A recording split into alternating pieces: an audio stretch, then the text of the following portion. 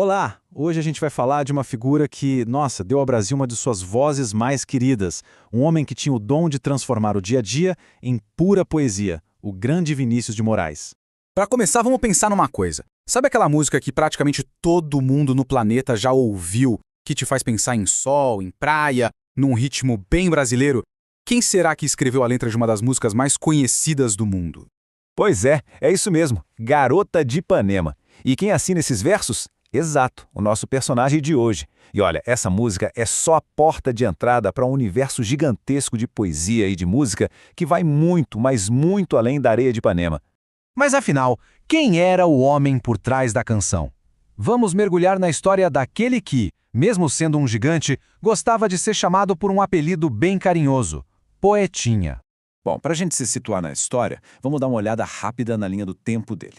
Tudo começa lá em 1913, no Rio de Janeiro. Mas ele não ficou só por aqui não, hein? Nos anos 30 ele foi parar em Oxford, na Inglaterra. Aí nos anos 50 acontece o grande ponto de virada, o encontro com Tom Jobim. E essa vida super intensa seguiu até 1980, deixando um legado que, nossa, nem se fala. E essa paixão pela arte, sabe, veio de berço. Imagina só, crescer numa casa onde o pai tocava violão e a mãe piano. Era quase inevitável que o pequeno Marcos Vinícius percebesse desde cedo que as palavras também tinham música, também tinham um ritmo. Agora, uma das coisas mais fascinantes na vida dele era uma espécie de vida dupla. Uma tensão constante entre duas identidades que pareciam vir de mundos completamente diferentes. E esse quadro aqui mostra isso perfeitamente. Pensa na cena. De dia, o diplomata sério, todo formal, representando o Brasil em vários países. Mas, quando a noite chegava, quem aparecia era o poeta, o boêmio. O coração dele vivia dividido. De um lado, a seriedade das embaixadas, do outro, a alma livre dos bares, da poesia e do samba. Era uma batalha interna, mas uma coisa alimentava a outra. No fim, uma dessas vidas ia ter que falar mais alto. E foi bem no meio desse conflito todo que aconteceu algo que mudou as regras do jogo. Um encontro que não só definiu o caminho que ele ia seguir, mas que simplesmente transformou a história da música brasileira para sempre. Esse encontro foi com ninguém mais, ninguém menos que Tom Jobim. E para Vinícius não era só um parceiro de música, era um parceiro de alma. Foi como se a poesia dele finalmente encontrasse a melodia perfeita para morar. E a partir daquele momento, a briga entre o diplomata e o poeta acabou. O poeta venceu. E que bom que venceu, né? E o que nasceu dessa união? Bom, algo totalmente novo. Juntos, eles criaram um som que fez o mundo inteiro olhar para o Brasil de um jeito diferente, com outros olhos. A bossa nova era um jeito mais intimista, sabe? Mais sussurrado de cantar. Eles pegaram a batida do nosso samba e misturaram com as harmonias mais sofisticadas do jazz. O resultado foi esse som elegante, suave e, ao mesmo tempo, com uma cara inconfundível do Brasil. Era a trilha sonora perfeita para um país que queria ser moderno. E o impacto disso foi absurdo. Para pensar nesse número 2.